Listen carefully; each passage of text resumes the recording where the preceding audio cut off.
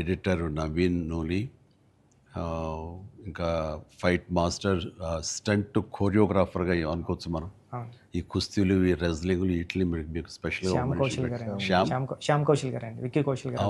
Okay, Shyam Kaushal గారు ఆయన్ని, నభాకాంత్ execute చేసే ఫైట్ మాస్టర్గా ఆయన్ని, అండ్ జానీ మాస్టర్ కోరియోగ్రఫీ. ఇక వీటన్నిటి ఆర్ట్ డైరెక్టర్ గారు అండి, రత్నవేలు గారు, రత్నవేలు గారు. ఇలాంటి వాళ్ళందరి కలయికతోటి, వాళ్ళ ఇన్పుట్స్ తోటి అండ్ వాళ్ళ ప్రయత్నాలతోటి ఇది అత్యద్భుతంగా రూపుదిద్దుకుంది. ఇది ఒక కళాత్మకంగా వచ్చిందని చెప్పొచ్చు. And it's a timely film. And చరణ్కి ఆర్టిస్టుల పరంగా వస్తే కనుక చరణ్ అయితేనేమి, జగపతి బాబు అండ్ శివరాజ్ కుమార్, ఫెంటాస్టిక్ శివరాజ్ కుమార్, బొమ్మని రాణి, అలాగే దివ్యేందర్ కొత్త విలన్గా కానీ ప్రతిదీ చాలా ఫ్రెష్గా ఉన్నారు, కొత్తగా ఉంది. ప్రతి ఆర్టిస్టు చిన్నవాళ్ళు అవని, జూనియర్ ఆర్టిస్టులు అవని, బ్యాక్గ్రౌండ్ ఆర్టిస్టులు అవని, వీళ్ళందరూ కూడా ఒక రియల్గా జరుగుతుంది, ఒక ఇన్సిడెంట్, ఒక సంఘటన జరుగుతుంది, ఒక ఊరి కథ, ఒక మట్టి కథ చెప్తున్నాం అనటానికి ఆ మనుషులు కూడా మట్టి మనుషుల్లాగా రస్టిక్గా అది క్రియేట్ చేయటంలోనూ, దాన్ని తెరకెక్కించడంలోనూ నువ్వు, నీతో పాటు నీ టీం మెంబర్స్ అందరూ, నీ క్రూ కానీ క్యాస్ట్ కానీ అందరూ చాలా బాగా చేయగలిగారు. ఇవన్నీ చేయటానికి వెనకాల వెన్నెముకలా నిలబడ్డ వ్యక్తి సతీష్ కిలార్ గారు. ఆయన దేనికి నెరవలేదు. ఇదివరకంత గతంలో అన్ని సినిమాలకి ఆయన కొంచెం పరోక్షంగా వెనకుండా నడిపించేవాళ్ళు. ఇప్పుడు తెర ముందుకు వచ్చారు బాహాటంగా ప్రొడ్యూసర్గా. కాబట్టి ఆయన ప్రయత్నం కానీ, ఆయన గుండె ధైర్యం కానీ, దీన్ని నీ మీద పెట్టుకున్న నమ్మకం కానీ, కంటెంట్ మీద ఆయనకు ఉన్నటువంటి విశ్వాసం కానీ, ఇవన్నీ కూడా ఈరోజు సఫలీకృతమైనవి. అండ్ అవ్వటానికి మీరు అందరూ ఎంత ప్రయత్నాలు చేసినా సరే తెర మీద కనిపించడానికి రామ్ చరణ్ ఎలా చేస్తాడు అనే దాని మీద ఉంటుంది కదా. మీరు అందరూ బాగా నటించాడండి, నిన్న వాళ్ళ అమ్మ అంటుంది. బాగా నటించాడు అన్నది కరెక్ట్ సర్టిఫికేట్ కాదు రేఖ, కరెక్ట్ మాట కాదు. జీవించాడు అని అనాలి. నాకు ఆ పాత్రలో ఒదిగిపోయాడు అని నాకు అనిపిస్తుంది. నేను యాక్టర్గా నాకు తెలుసు. అవతల క్యారెక్టరు ఏడుస్తూ మనల్ని ఏడిపిస్తే కనుక అది నటన. వాడు ఏడవకుండా కళ్ళల్లో ఆ భావం పలుకుతూ చూసే ప్రేక్షకులు ఏడిపించాడంటే వాడు జీవించినట్లు. నేను అక్కడ ఒక క్యారెక్టర్ చూస్తున్నాను తప్ప చరణ్ని చూడలేదు. పెద్ది కనపడుతున్నాను అక్కడ. పెద్ది తను ఏడవకుండా తన భావోద్వేగాల్ని కళ్ళ ద్వారా చూపిస్తున్నాడు తప్ప ముఖవళికల ద్వారా, మజిల్స్ ద్వారా చూపించట్లేదు. అది చరణ్ స్పెషాలిటీ. అందుకని మనం ఎక్కువ ఇన్వాల్వ్ అయిపోతున్నాం. ఏం నటించేట అనొచ్చు, చాలా గొప్ప గొప్ప నటులు ఉండొచ్చు, వాళ్ళ సిస్టమ్ వాళ్ళ విధానాలు చేయొచ్చు. కానీ భావోద్వేగాల్ని లోపల ఫీల్ అవుతావు, ఫీలింగ్ని మునిపంట నొక్కి పట్టి ఎక్స్ప్రెస్ చేస్తూ ఆ కళ్ళ ద్వారా పలికించడం, అది చూసి మనకి అరే నువ్వు ఏడిస్తే బాగుంటుందో అనొచ్చు. కానీ మనకి గుండె పిండేస్తుంది. మనం ఏడలేని సిచ్యువేషన్స్, కానీ ఏడిస్తే బాగుంటుంది అనిపిస్తుంది. ఇట్లాగా టోటల్గా అరెస్ట్ చేసేసి తను చూపించిన విధానం, ఎస్పెషల్లీ అప్పల్ సూరి మరణం దగ్గర నుంచి తన మోటివేట్ అయిన ఇది నుంచి ఇంకా సినిమా గ్రిప్పింగ్ వెళ్ళింది, ఇంకా డీవియేషన్ లేదు. అది చాలా చక్కగా పరిపూర్ణంగా సఫలీకృతమైనట్లు. అది అక్కడ తను చాలా బాగా ప్రజెంట్ చేశాడు, పెర్ఫామ్ చేశాడు. ఎక్సలెంట్.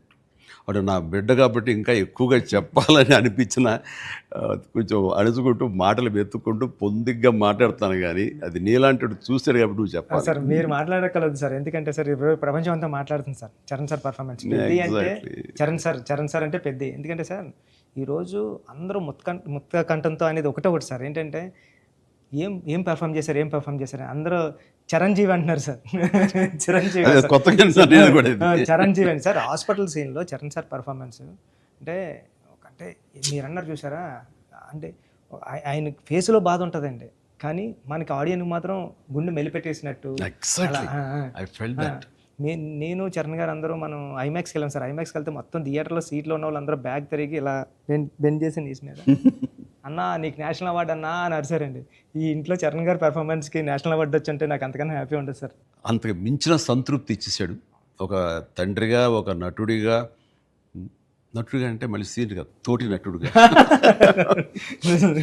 కాంటెంపరీ నటుడిగా నాకు నిజంగా చరణ్ ఒక గర్వకారణం. అండ్ నేను ఎంత తక్కువ మాట్లాడితే అంత మంచిది, ఎందుకంటే ప్రేక్షకులు వాళ్ళే మాట్లాడేసారు నా బిడ్డ గురించి. అంటే ఇక్కడ చిన్నప్పుడు చదువుకున్న ఒక సుమతి శతకంలోని ఒక పద్యం గుర్తుకొస్తుంది. ఇది పుత్రుణ్ణి పుత్రోత్సాహం పుత్రుణ్ణి కన్ననాడు కాదు, పదుగురు దాన్ని గుర్తించి వాళ్ళు మెచ్చుకుంటున్నప్పుడు, వాళ్ళు పొగుడుతున్నప్పుడు అది కదా నిజమైన పుత్రోత్సాహం అంటే. దాని అర్థం తెలిసొచ్చింది, ఇప్పుడు అనుభవపూర్వకంగా తెలిసొచ్చింది. And I'm really proud of my son Charan. I love him.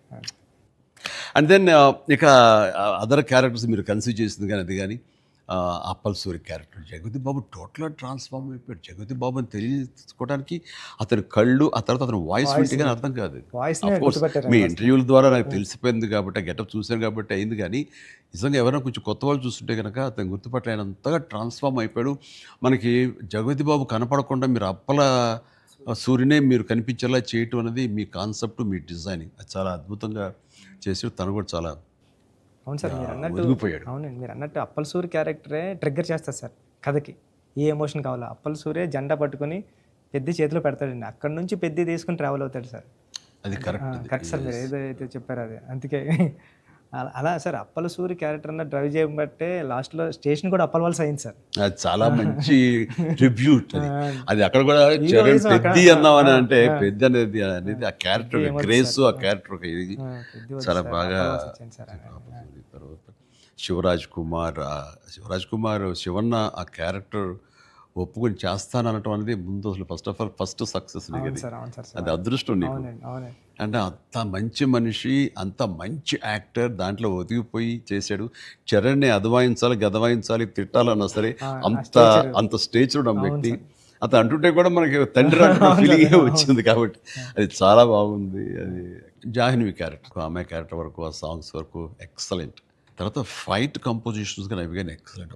ముఖ్యంగా క్రికెట్ అనేది మనం గిమిక్గా చేయొచ్చు, అయిపోతుంది. కానీ కుస్తీ రెజ్లింగ్ అనేసరికి ఏమవుతుందంటే బాడీ ట్రాన్స్ఫర్మేషన్ కానీ దానికి తగినట్టుగా మనిషి మారిపోవటాన్ని అన్ని రకాల చేసిన ప్రయత్నాలు కానీ అది ఓవర్ నైట్ కాదు. చరణ్ ఇంట్లో ఎలా కష్టపడేవాడు, ప్రతిరోజు నేను విట్నెస్ చేసేవాడిని. నైట్ ఎర్లీ మార్నింగ్ లేచి 5 లేచి వాడు 6 to 7 చేసి 9 o'clock మీ సెట్కి వచ్చిన తర్వాత మళ్ళీ నైట్ నువ్వు 9 కుదులుతావా 8 కుదులుతావా వచ్చి నీరసంగా వచ్చి కూర్చుని పోయి మళ్ళీ కాస్త సూప్ ఏదో తాగి మళ్ళీ జిమ్కి వెళ్ళిపోయేవాడు. చాలా కష్టం. పైగా అంతా ఆ 70 days వెజిటేరియన్ మీదే ఉన్నాడు. మాల్లో ఉన్నారు ఉండి ప్రోటీన్ కోసం ఎంత ఇదంటే హై ప్రోటీన్ కావాలి, నాన్ వెజిటేరియన్ తినకూడదు. దానికోసం ఎలా కష్టపడ్డాడు, ట్రెడ్మిల్లో జిమ్లో ఎలా ఇదయ్యాడు అనేది చూస్తుంటే అబ్బా ఇంత అవసరమా, ఇంత కష్టపడాలా, మనం చేసాం కష్టమైన క్యారెక్టర్లు, రిస్కులు చేసాం, కానీ ఇంత చేస్తున్నాడు ఏంటి, దీని ప్రతిఫలం ఎలా ఉంటుంది అంటూ వాళ్ళ అమ్మ అయితే భగవంతుని దండం కోరుకుంటూ ఇంత కష్టమైన ప్రతిఫలం రావాలని. ఎందుకంటే అంత కష్టపడి జనం ఆమోదం పొందకపోతే మొత్తం అంతా ఇదైపోతుంది, వ్యర్థమైపోతుంది. ఇంకా కష్టపడితే ఇంతైనా ప్రతిఫలం అనే ఒక డిసప్పాయింట్మెంట్ వస్తుంది. కానీ ఇప్పుడు ఏంటంటే ఎంత కష్టపడితే అంత ఎప్రిసియేషన్ వస్తుంది అనేది ఈ పెద్ద క్యారెక్టర్ తను కష్టపడినందుకు జనాలు దీన్ని యాక్సెప్ట్